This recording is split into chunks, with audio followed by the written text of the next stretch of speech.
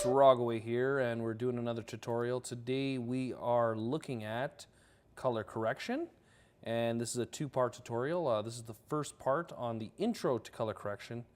In the second part we kind of have some fun and do some face swapping and that. But let's get started. You're going to notice in the part 1 folder that we got 3 files, CC1, CC2, and CC3. Alright, so we're going to start with CC1 and open it with Photoshop. Now you notice that the file is a JPEG file, alright, as opposed to a RAW, or in the other case they're TIFF files. I did that on purpose because I want to show you a few things that we can do if you're working in JPEG and you're using color correction. And so here's a photo of a woods project that was brought into the class and that we photographed. And you can see that we got a really ugly color shift.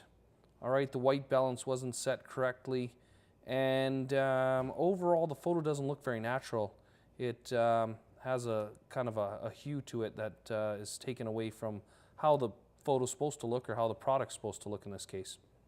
So let's look at color correction. Let's try to get this photo to look a little bit better, and at the same time I'll explain some of the color correction menus and techniques that you can use to make your photos a little bit better. So under Image Adjustments, that's where you're going to find all of your color correction options. All right, there are a few others hidden throughout Photoshop, but this is the main ones, the ones you're going to use quite a bit. And so let's start with brightness and contrast. And brightness contrast does exactly what it says. You can increase the brightness of the shot, and you can increase the contrast. You can increase how much of a difference there is between the dark and the light areas of the shot, or sorry, in the photograph. And we're going to hit OK. All we did is brighten up the photo a bit, and that I use quite a bit, brightness and contrast. Next, we're going to look at levels. Now, levels is kind of complicated to understand. What we're seeing here in these wavy lines is the histogram of the image that we're working with, and we can lessen, all right, the tones by pulling the colors away or into the histogram. What we're actually doing is shortening the tonal range of our colors. So in this case we're making the lightest dark areas much more darker, as you can see. In this case on the right, we are making the lightest areas even lighter. All right, but let's just leave it as it was so that we have the greatest tonal range possible. What I do want to bring your attention to are these 3 little eyedroppers down at the bottom right of this menu. If you are working in RAW, you know that you've got a eyedropper to set your white balance. If you're working with a JPEG image, you don't have the RAW options. So what you can do is you can go into Levels, and each eyedropper is for a different part of the image. You have a black one for the shadows or the black points. You got a mid-tone, and you got a white point. Select the middle one for the mid-tone and look for a neutral gray within your scene. So all I'm going to do is I'm going to click. And you'll notice that the color, the white balance of your photo changes based on the neutral color that you select. So you can see that somewhere in here where I've got this kind of neutral brown, it should be actually gray, I'm getting a pretty decent result as far as the color of the wood goes. And you can just keep clicking. That's what I usually do, is I'll just keep clicking until I find something that looks somewhat natural to how that product or the image should have looked. And then I can hit OK. And you can see just by a couple of adjustments there that if I go back to the original and to what I'm at now, we're getting much closer to a very natural looking photo as opposed to the one that had the color hue across it. Next adjustment let's look at is curves, and I'm not going to spend too much time on this one. It's experimentation is best with this one. Same idea here. You've got the histogram in the background, and you've got your tonal range represented here by a line that goes from the bottom left to the top right. And the cool thing about curves is that you can adjust your tonal range by clicking in here and moving or creating a curve that creates an interesting shift in the colors or in the bright and dark areas throughout the image. You can also pull these back, so it's basically doing similar things to what levels would do. All right, we can change this one down here, same idea, we can pull them around. You can see that those shadow areas become much darker or much lighter depending on which way we pull it. Same with the highlight area, we can make the highlights darker by going, highlights brighter by going that way. All right, we can adjust and tweak our curves until we get a result that we're happy with. All right, I could have just left this one alone, but you can see that I'm tweaking it, and I'm going to hit OK. All right, the last one we're going to look at for this image is the exposure window. And it's very similar in a lot of ways to the brightness and contrast window. You can see that I can adjust the exposure of the shot, which is similar to brightness. I think the difference would be that it treats it more like how a camera would handle exposure, so as if we had a longer shutter speed. The offset, okay, it seems to affect, you know, I don't know if it'd be contrast, but it affects the shadowy areas and how dark they seem to be. Gamma increases, you know, again, it's almost like a brightness slider, you know, adjusting for the overall brightness of the image itself or of the product in the image. And there we go. We also have the same eyedroppers here as well in the exposure window. So I'm going to hit OK. And as you can tell, if we look back in our history here, from what we started with and what we ended up with, we could go a lot further with this, as we're going to look at with the next images. But that is a great improvement. All right, we've removed that ugly sort of magenta cast that was on the photo, and you can see that we have, you know, made the wood look much more natural as opposed to how it looks there. All right, so make sure you save that. We're going to save it. I'm going to save it to the desktop. CC1, sure, I'll save that and hit OK. Next, we're going to open up CC2, Photoshop. Here we go. And here's a photo that I took when we were cruising the West Coast. This is somewhere in Oregon, if I remember right. And we're going to look at the next set of color correction tools to adjust for this image. Now, the photo itself isn't too bad. This is pretty dark, all right? But I'm going to show you how we can really quickly add a nice effect to change the mood of any photographs. And again, if you decide to use this with your photos or whatever after, that's up to you. But I'm just showing the techniques here. All right, so the first four generally deal with the brightness and tonal range of the image. The next ones adjust more of the colors within the image. At least that's what I find anyways. So we're going to go to Vibrance first. And now Vibrance, without hitting OK after, but if I slide the saturation up, it really makes the colors pop much more. If I pull it all the way down, I get a grayscale image, black and white. Vibrance, again, the reason I went with saturation first is I think it's easier to understand. Vibrance is just the overall vibrance of the colors, all right? And it, again, it's very similar to saturation, but it just makes the colors pop. So I'm going to hit cancel on this. All right. Hue and saturation. Now this one, for me anyways, is easier to understand. We have a saturation slider in here too that seems to do the exact same thing or very similar to the Vibrance saturation slider. All right. But the neat thing in hue and saturation is you got the hue slider. And yes, we can shift it all over the place. We can get kind of another planet type look on this image. Or we can turn on the colorize effect down in the bottom right here. And now we get kind of a duotone image look where you can get really nice effects by removing all the color and replacing it with a hue instead. Same idea here with the saturation. We can increase the intensity of that color we're using. We can also increase the lightness, and this just seems to increase the lightness for the overall photo. But what I do like is sometimes you can get really neat silhouettes by adjusting your lightness. All right, so that's kind of cool. I do use that from time to time if I'm going for a certain effect. In this case, I'm going to hit cancel. We're going to go to image adjustments one more time. This time we're going to look at color balance, and now this one is very useful in my opinion. And color balance, ignore the sliders at the top for now. You'll notice at the bottom we have a tone balance for midtones, highlights, and shadows. And this is really, really powerful because in our images, we are able to control the midtones, the highlights, and the shadows separately. I'll show you how this works.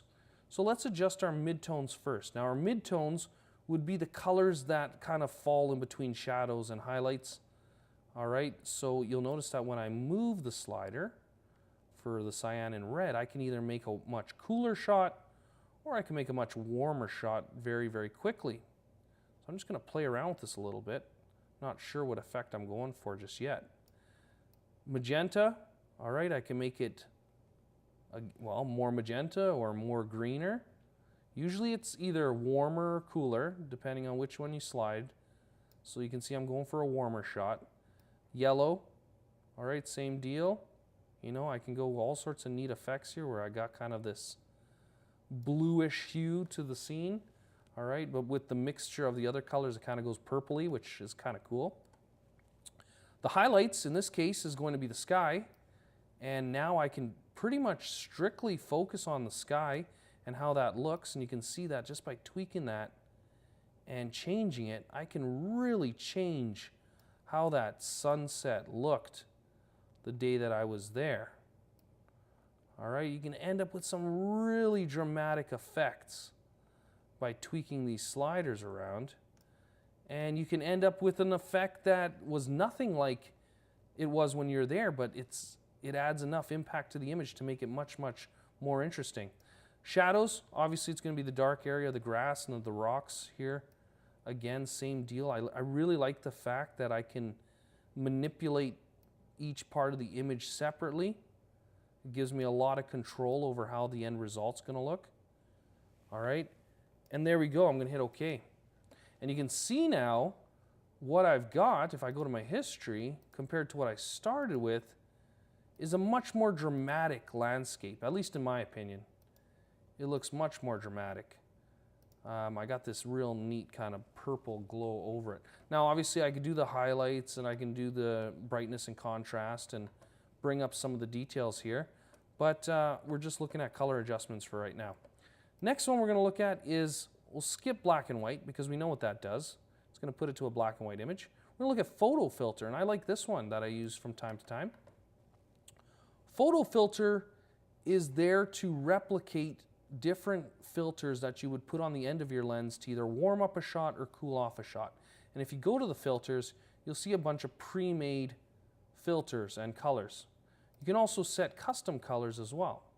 So if I go to filter, and let's say I want to warm this shot up, I can choose a couple of different warming filters. We're not going to see a whole heck of a lot difference between each one. Or I can choose a cooling filter, and you'll see that that really cools the shot off. All right. I'm going to go with a warming filter here. And now the cool thing is that I can adjust the density of that filter. So I can make it have more of an impact on my image or less of an impact depending on what effect that I'm going for. And then I can hit OK. And once I'm happy with the end result, all right, I'm not going to look at the other two here, channel mixer and color lookup. We'll look at those in a later tutorial. I'm going to save this. Save. And there we go. All right, I should have saved as. That's okay for now. Next, we're going to open up CC3. And this is where I think it becomes more of a practical use for color correction. In this case, I was shooting a couple doing their engagement shots. We went to a local park, and it was the fall. They wanted to capture the essence that it was fall, and that's when they were getting engaged. However, when we set our date and we went out, you'll notice that the leaves were still very green. There was some yellow leaves, but they felt after looking at the shots that it didn't look fall enough. So rather than us going out again and scheduling another trip, I decided that I could make it much more fall looking using color correction. And I'll show you how. We're going to look at adjustments one more time, image adjustments. This time we're going to skip invert, posterize, threshold, gradient map. Those have their uses. They're more of effect type tools. We're going to look at selective color. And selective color, in my opinion, is the most powerful, most useful color correction tool that Photoshop has. And I'll explain why. Within the selective color menu, you have a drop-down that says colors. And inside the colors pull-down, you have different colors that you can manipulate individually. Now the strength or the benefit of this is that if I choose reds and I adjust the reds using these sliders, I'm only affecting the reds within the photo. I'm not affecting any of the other colors. So this gives me really great control over what my colors look like within my photograph. So let's take a look. Generally, in most photos, reds and yellows are the skin tones. So starting with reds, I can tweak, you can see their skin changing there. I can tweak their skin color by adjusting my sliders. All right, and the more you use this, the more comfortable you get. At first it kind of seems like hit or miss and you're sliding it all over and trying to figure out the best combo. The more you use this, the better you get. Next is yellows, and now we're going to see it starting to affect the leaves. It's going to affect her blonde hair, obviously, and we're going to start to be able to make this a little more fall-like. So we're going to start with the cyans, and we're going to pull out the cyan, all right, because cyan is a big contributor to the green in the shot. Going to bring up the magentas. All right, we're going to bring up the yellows so that it becomes more of a fall shot. We could pull down the blacks a bit in this case, so the yellows are not so intense in the skin. And there we go. I'm just going to hit OK so that I don't lose the settings I made. I'm going to go to image adjustment, selective one more time, and you can see that we're back to reds. This time we're going to go to greens, which is the green in the leaves. And I'm going to pull the cyan out. All right, I'm going to bring up my magentas and my yellows. Okay, I'm going to pull the blacks out a bit as well. All right, and you can see now, I'm going to go back to yellows. You can see now how the photo is really changing to be much more of a fall type scene. All right. Tweak the cyans a bit, we can see the cyan peeking through, and that's generally gonna adjust his clothing probably more than anything, and her jeans, his shirt, and yeah, we can see that making a big difference there because that's the majority of the cyan in the shot. We're just gonna tweak that a bit. The blues, same deal. All right, we're gonna tweak them a bit. And at any time, what I like about this is at any time is if I feel that the skin is getting too red, I can always go back to the reds. And I can tweak that skin again. All right, just so that they're not, their skin's not glowing overly. All right, and once I'm happy with the result, I can hit OK. But before I do that, I want to just talk generally about why I think anyways that these colors provide you with a lot of control over your images. Reds and yellows tend to affect skin tones, like I said. Doesn't matter if you're dark-skinned or light-skinned. Generally, these will affect the skin. Greens, foliage, leaves, grass, all that sort of thing, any sort of growth. Cyans and blues, skies, all right, clouds, usually affected by those two. Magentas, well, there's a lot of different things that could fall in that category. Sometimes sunsets and sunrises. Could be flowers in your shot. Could be something that somebody's wearing, all right? And then we got whites, neutrals, and blacks. And I kind of stay away from these ones because they just do a general coating over the entire image. So all the light areas, all the neutral areas, all the dark areas. Sometimes they're handy. Generally, I stick with just these top ones, specific colors. Anyways, once you're happy with the result, hit OK. And you'll notice if we look at our history and I go back, there's the before and there's the after. And you can see that in a couple real short steps here, in a couple clicks, I've taken it from a very, well, late summery type of a shot to more of a fall photo. And you know, when I adjusted this for the customer and they saw these ones instead, they were much happier with the result and salvaged the whole shoot just by doing this color correction instead. Anyways, that is an intro to color correction in Photoshop. Don't forget image adjustments. There's all your settings. Use it with your photos. You'll find that it's very handy. And if you want to watch part 2, it is titled Face Swapping in Photoshop. We're going to have a little bit of fun matching skin. Till next time.